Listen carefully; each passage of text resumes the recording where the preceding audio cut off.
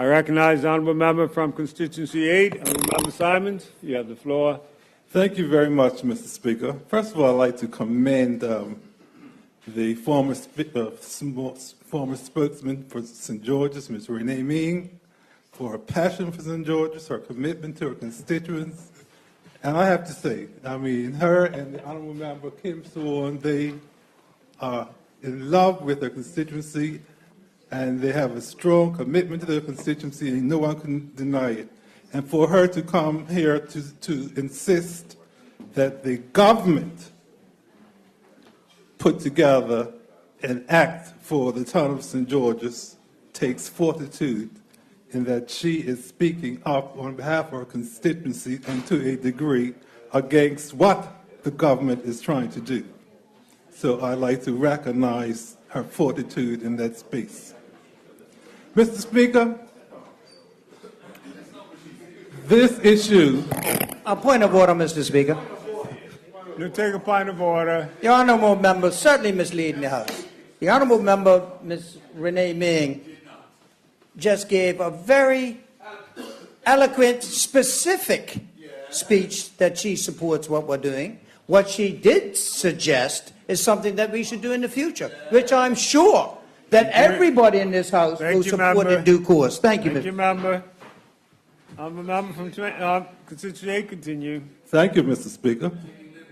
Mr. Speaker, I listened intensely to the minister's presentation, and he indicated that this is the first step of a very long journey. Mr. Speaker, let me make this clear. This is not the first step. The PLP if you read history, if you've been around here as long as I have, this issue has come up before. Mr. Speaker, as the former Renee Ming said, in 2003, the PLP government got rid of the St. George's municipal tax. That was part of their plan to take more control of the corporation of St. George's. Mr. Speaker, if I remember correctly, in 2010, the then Premier, Dr. Ewart Brown, Point of order, Mr. Speaker. I'm not saying anything yet. Let's hear your point of order. Let's hear the point of order. Perhaps the challenge for the honourable member is that he has been here a little too long, Mr. Speaker. But my point of order is that he is misleading the House. The changes in 2003 had to do with removing the issue of double taxation. That's right. That was overly burdensome to the people of St. George's. Even the honourable member who speaks for 51 articulated that as a first-hand beneficiary of that change. So the honourable member is misleading the House and should be more responsible in his comments. Thank you, Minister. Mr. Speaker, I hear the gentleman's comment, but that was all part of an overall plan by the PLP government at that time to make changes to municipalities. He goes forward in 2010. The PLP government then went and had the Premier Brown had discussions with his caucus about more aggressive bills, and what he did was he came up with a compromise bill in 2010, which was passed to provide equal voting rights to the residents of Hamilton. Again, Mr. Speaker, these are not the beginning of first steps. This has been a plan for the PLP for years, almost since its inception. And for them to think that this is just beginning is misleading the people of this country, Mr. Speaker. Mr. Speaker, I'd like to continue. I've listened intently again with the minister in saying what he could do, and I'd like to repeat what he said. He said, you know, we want to build a mega yacht port, we want a sustainable management plan for the World Heritage Site, we want to update the amenities, we want to update the infrastructure, we want to have enhance city of Hamilton a smart city. We want city living. We want tourism. We want multifaceted waterfront. We want more waterfront. Members, Mr. Speaker, speak to the chair. Just speak to with me. the mandate and the powers already in place by the existing minister, it can be done, Mr. Speaker. It can be done. Mr. Speaker, in 2015, we had the Municipal Amendment Act number 2, and that act amended the Municipalities Act 1923. That act, Mr. Speaker, gave the minister the ability to issue bonding instructions to the Corporation 1. That amendment also gave to the minister ability to authorize the appointment of ex officio representatives to sit on each corporation's council. Mr. Speaker, that amendment also required the minister to signify his support for any resolution or ordinance. Mr. Speaker, that amendment also gave the minister the ability to generally improve upon the current provisions relating to temporary stewardship, Mr. Speaker. So whatever the minister is trying to do now, he already has that ability with the existing legislation, Mr. Speaker. So what is the problem, Mr. Speaker? Mr. Speaker, that 2015 amendment provides the minister with robust powers of oversight in respect of the municipalities, Mr. Speaker. Mr. Speaker, Members, you know, I don't deny that the corporations have had their problems. But I don't see how and why these amendments that we're going to put in place now is going to improve the problems that we have. Because quite frankly, if we were committed to addressing those problems, they would have been addressed, Mr. Speaker. And there is no reason why the minister couldn't use the tools that are available currently in his toolbox to do what he has to do. But as was said, this is part of the big plan for the PLP. They have always wanted the waterfront. They have always wanted the waterfront Point of for order, the casinos. Mr. Speaker. The honourable member is impugning improper motive.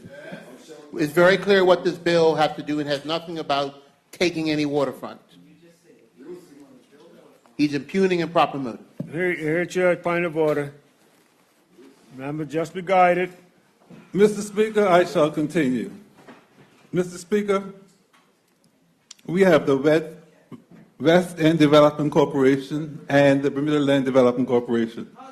Mr. Speaker, and the legislation that we have in place basically is similar to those and the functioning and governance of those entities.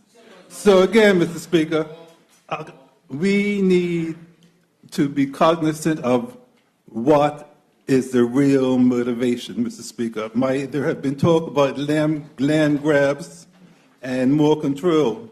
But, Mr. Speaker, I think one of the more telling issues that disturbed me most was when I read this here. And I'm referring to the opening remarks in the legislation. Whereas it is expedient to abolish municipal elections to provide for the appointment of members of the corporation. Mr. Speaker, this to me is a erosion of democracy in this country, Mr. Speaker. And a complete erosion of democracy. Mr. Speaker,